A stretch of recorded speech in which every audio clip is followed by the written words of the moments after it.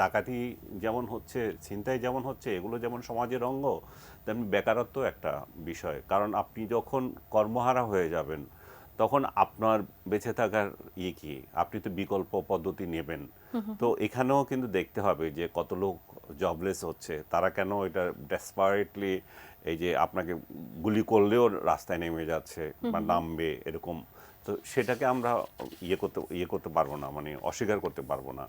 তো আমাদের সামাজিক দায়িত্ব সরকারের যেমন এই ঘটনাগুলো যেমন দেখার দরকার আছে, তেমনি এটা কিভাবে উনি কমিয়ে আনবেন সেটারও সরকারেরই দায়িত্ব পালন করতে হবে। কারণ জনগণ এই সরকারের হাতেই দায়িত্ব দিয়েছে যে আপনার অজুহাত চলবে না। আপনি কাল রাত ৩টা বাজে যে প্রেস কনফারেন্স করলেন সরাসরি আওয়ামী লীগকে দায়ী করে, আওয়ামী লীগের কারণে এটা হচ্ছে, এই সমস্ত মানে বাকওয়াজ কথাবার্তা বললে মানুষ এটা সহজে নেবে না। কারণ আওয়ামী লীগের সন্ত্রাসীরা যদি এটা করে থাকে, আপনাকে আমরা দায়িত্ব দিয়েছি সেই সন্ত্রাসীদেরকে ধরার জন্য, আপনি ধরেন। আপনি সেটা না করে তো আপনি অহেতুক সাধারণ জনগণ কতগুলোকে ধরেন এবং এখানে মামলা বাণিজ্য করছেন, সেগুলো তো দেখছি আমরা।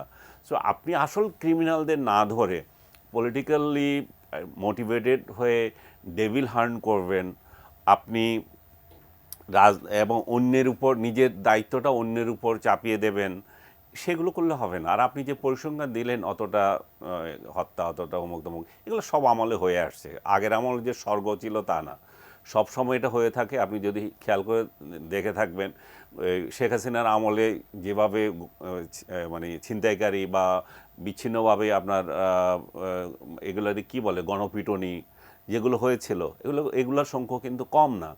কিন্তু যে বিষয়টা ছিল যে আপনি রাস্তায় নেমে আপনার নিজের জীবনের নিরাপত্তা কতটুকু বোধ করেছেন আর করেন নাই, সেইখানে হচ্ছে প্রশ্ন। এই জায়গায় হচ্ছে যে উনি উদাহরণ দিলেন যে আপনার নারী হিসাবে আপনি রাতে কতটা নিরাপদ বোধ করেন। সো অবশ্যই এইগুলো এক একটা ব্যারোমিটার। অনেক নারী রাত 12টা বাজে তার বাসায় যেতে পারছে কিনা, সেটাও কিন্তু আইন শৃঙ্খলার একটা ব্যারোমিটার। সো আমরা নারীরা কতটা স্বাধীনভাবে চলাফেরা করতে পারছে। এখন নারী কেন, এখন তো পুরুষই পারছে না। এখন তো যে কাউকে যখন তখন আপনাকে আক্রান্ত হওয়ার সম্ভাবনা দেখা দিয়েছে। চাঁদাবাজকে অনেক দায়ী করছি আমরা, অবশ্যই চাঁদাবাজকে দায়ী করব, কারণ এই চক্রের সাথে চাঁদাবাজির সম্পর্ক আছে এবং প্রত্যেকটা এলাকায় এলাকায় যারা এই চাঁদাবাজির দায়িত্ব নিয়ে গেছে তাদের অধীনস্থ এই লোকগুলো আছে। তাদেরকে যদি ধরা হয় এগুলো ঠিক করে দেওয়া হবে। কিন্তু একটা গুণগত অন্তত পার্থক্য আছে। আপনাকে যে চাঁদাবাজি করতে চাচ্ছে, আপনাকে হুমকি দিচ্ছে, তার পরিচয়টা অন্তত আপনি জানেন। আপনি অন্তত আইনশৃঙ্খলা রক্ষাকারী বাহিনীকে আপনি বলতে পারেন। যেমন এই যে বনশ্রী যে ঘটনা ঘটেছে, সেটাতেও কিন্তু এই ধরনের একটা লক্ষণ আছে। এই লোককে কিন্তু আগে হুমকি দিয়েছিল। তার মানে কারা হুমকি দিয়েছিল? আমি একটা ভিডিওতে দেখলাম যে টাকাও দিয়েছিল আগে। তার মানে এর একটা লিঙ্ক পাওয়া যাচ্ছে, আপনি এখানে এদেরকে ধরতে পারেন। কিন্তু আপনি রাস্তায় যাচ্ছেন, হঠাৎ করে আপনাকে ছিনিয়ে কিছু নিয়ে গেল, আপনাকে দা দিয়ে কাটলো, আপনার গাড়ি হামলা করলো, এগুলোকে কী করবেন? এগুলোকেই আমরা বলি যে প্রতিরোধ করতে হবে। প্রতিরোধ মানে হচ্ছে যে আমরা কথার কথা বলি, এগুলো শ্যুট করা। কথার কথা বললে তো হবে না। আপনি আইনগত পরিস্থিতি দেখবেন, আপনি মানবাধিকার দেখবেন, আপনাকে এগুলোর জন্য তো আবার জবাবদিহি করতে হবে। আপনি শুধু অস্ত্র একটা দিয়ে দিলে তো হবে না কারো একটা হাতে। অস্ত্রটা কিভাবে ব্যবহার করতে হয়, মানবতা লঙ্ঘন কোথায় হয়, সেগুলো শেখাতে হবে। কালার এক্সপার্ট, জর্জ স্যাপ এবং মাইল্ড অন হ্যান্ডস টেকনোলজি সমৃদ্ধ অরিক্স ক্রিস্টাল ওয়াশ আপনার লন্ড্রি এক্সপার্ট। গত কয়েক মাসে দেখবেন সরকারের কোনো কিছু হলেই তারা বলে আমরা ঐক্যমত্যে পৌঁছাতে পারছি না। বিশ্বাস করেন, নাগরিকের নিরাপত্তার ক্ষেত্রে ঐক্যমত্যে পৌঁছাতে পারছে না কোনো রাজনৈতিক দলের পক্ষে, এটা বলা সম্ভব না। তাহলে কি হচ্ছে, এই যে আপনার যে শব্দ দিয়ে আপনি কথা বলা শুরু করেছিলেন, এই যে ডেভিল হান্ট আপনি যে বলেছিলেন, এটা অ্যাকচুয়ালি উইচ হান্ট। ঐতিহাসিকভাবে উইচ হান্টিং করা হয়েছিল। উইচদেরকে কালেকটিভলি খ্রিস্টানিটি বিকাশ করার সময় জ্বলন্ত পুড়িয়ে দেওয়া হয়েছিল। সো এই operation devil hunt actually kind of a political hunt. That's a very clear and cut. এবং এই যে আপনি হান্টিং করবেন, অফকোর্স সেটা পলিটিক্যাল ক্রাইম যদি হয়, কোনো ক্রাইমের জন্য আপনি করতেই পারেন, কিন্তু এতে করে যে আমার নিরাপত্তা পরিস্থিতি নিশ্চিত হচ্ছে না সেটা খুব গুরুত্বপূর্ণ। আপনি দেখেন বেকারত্বের কথা বললেন, অটো রিকশার মুভমেন্ট আপনি দেখেছেন, অটো রিকশার মুভমেন্টের পর আপনি অটো রিকশা বন্ধ করে দিবেন, কিন্তু এই যে বিপুল পরিমাণ অটো রিকশার যে লোকরা থাকবে তারা আসলে করবেটা কি? তার কি কোনো পুনর্বাসনের পরিকল্পনা আছে? যতক্ষণ না পর্যন্ত আপনি পরিকল্পনা না করতে পারছেন ততক্ষণ পর্যন্ত তো আপনি এই বিষয়ে কোনো সিদ্ধান্ত নিতে পারেন না। তাহলে কি হয়েছে, সোসাইটিতে একই সাথে ভীষণ রকমের একটা ভঙ্গুরতা তৈরি হয়েছে।